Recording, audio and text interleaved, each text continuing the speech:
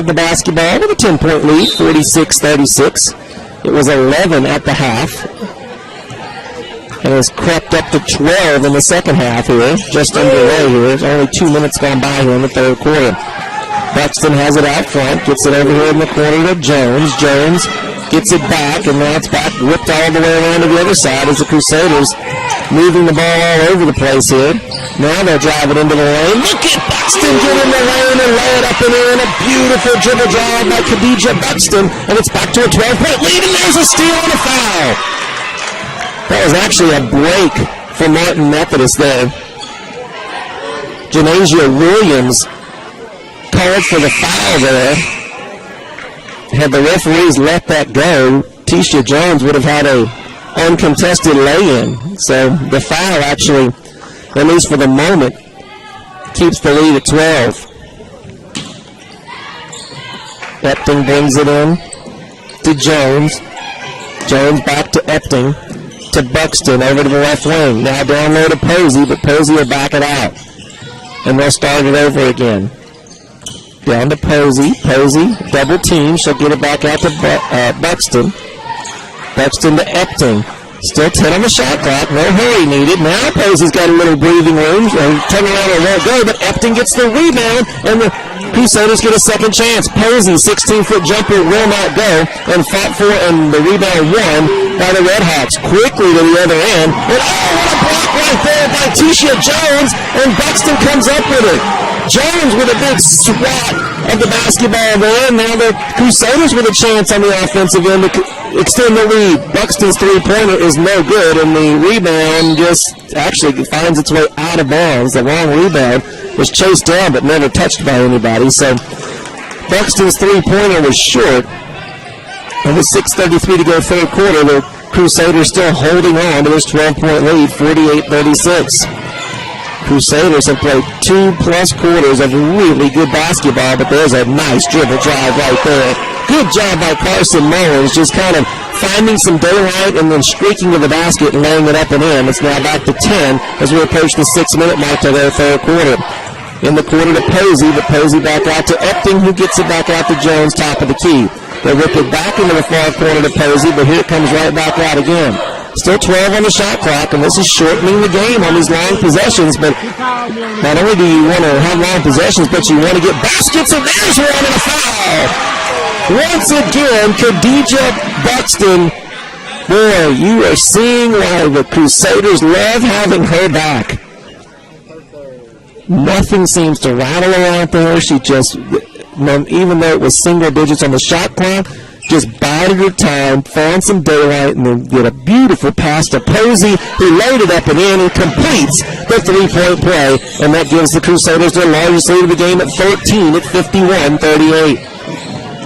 Quickly breaking the press are the Redhawks. They'll get it over for a three-point attempt. Left-handed shot. It rattles around, won't go down. Oh, boy, it looked like Posey was hit, but the rebound is fought for and won by the Redhawks. They'll get a second opportunity on this offensive possession with 5.5 to go third quarter. They trail it by 13 there. Ooh, nearly dribbled away, but now getting it in the hands to Blanchard. Blanchard will drive, shoot, no good, and we get an offensive foul underneath. Could have called it, I think, a moment ago, but this time they did get Kyoko Wade. The senior out of Nashville, Tennessee, gets the foul called on her. That's her third. Team third here in the third quarter. Threes all around on that call. Approaching the midway point of the third quarter, Buxton gets it over to the left wing, but gets it back. Again, taking the time on the offense. They've got the 13-point lead, and they're playing like it now. Over to Jones. Jones gets it back out to Epting. Epting gets it down to Posey for an 8-footer. It's tapped by one of the Redhawks, and it's no good. Comes up short. Another long rebound creates an opportunity on a break. Laid up, no good. Rebound there by the Redhawks.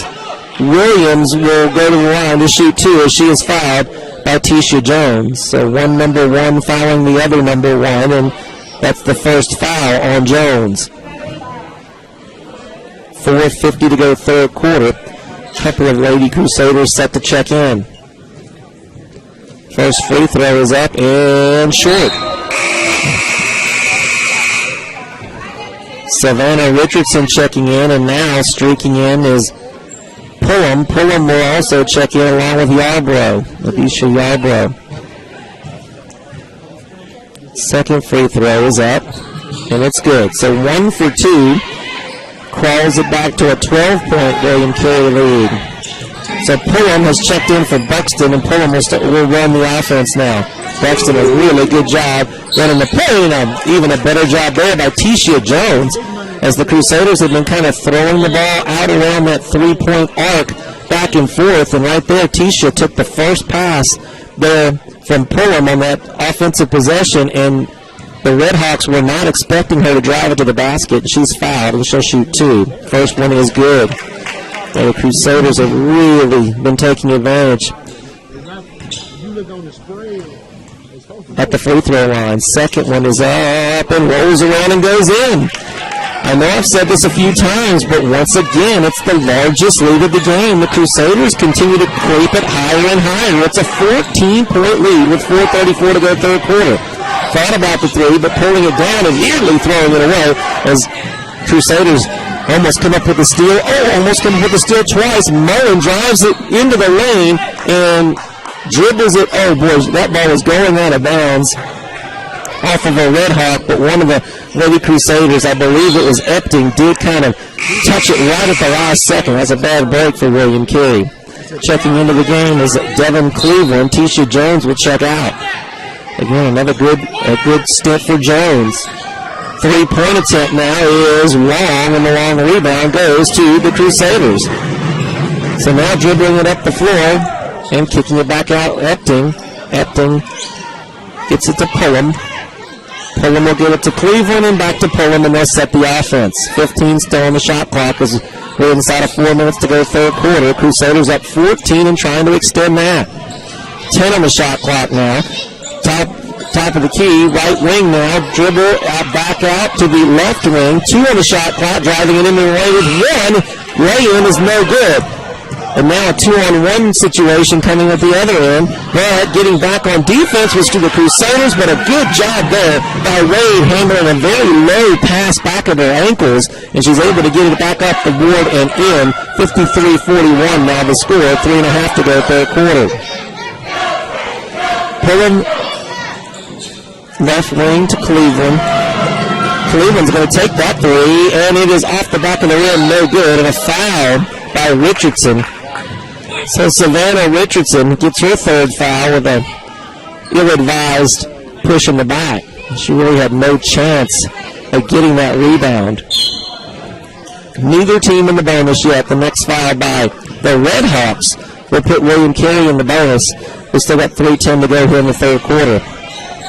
5 fouls in a quarter puts you at the line. Dribbling it into the lane. Good dribble job, but couldn't get the basket to go, and there's a foul as Kyoko Wade got the offensive board. And I will say one thing, although the Crusaders still have a 12-point lead, you are starting to notice that Martin Methodist, who came in with one of their calling cards being their inside game and especially offensive rebounding, they are getting second and third chance opportunities at the offensive end, but missing the first free throw is Wade.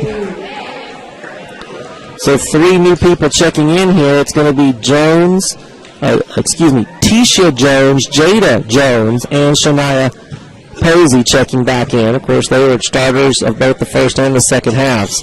The second free throw is good. And so 3 straight points by Martin Methodist has got the Redhawks crept back to an 11-point game, 53-42. Crusaders on offense. Pullum still running the point. Epting has it, gets him in the corner to Posey, but they'll whip it back all the way around to Jones. Jones back to Epting on the right wing, still 12 on the shot clock. Top of the key, getting it inside to Jones. Jones back out for 3, it's no good, and the rebound, Posey has it. Epting over to Tisha Jones, and Tisha gets it back out to Pullum. Tisha has it. They get it into Jada Jones, and she turns around, and number 14 hits a 14-foot jumper. That's appropriate. It's 55-42. Dribbling across is Mullen, handling the press, but coming to steal is Epting. Epting gets the cross-court pass. She will drive it into the lane, tries to reverse it over her head, no good, but she's fouled and will go to the line to shoot 2. The foul's on Brooklyn Blanchard. Oh, what a nice job of anticipation there by Courtney Epting, as she came out and plucked that cross-court pass right out of the air.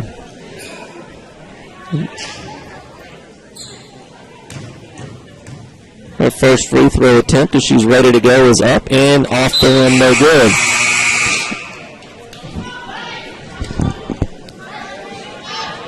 Crusaders were 11 of 12 from the free throw line in the first half.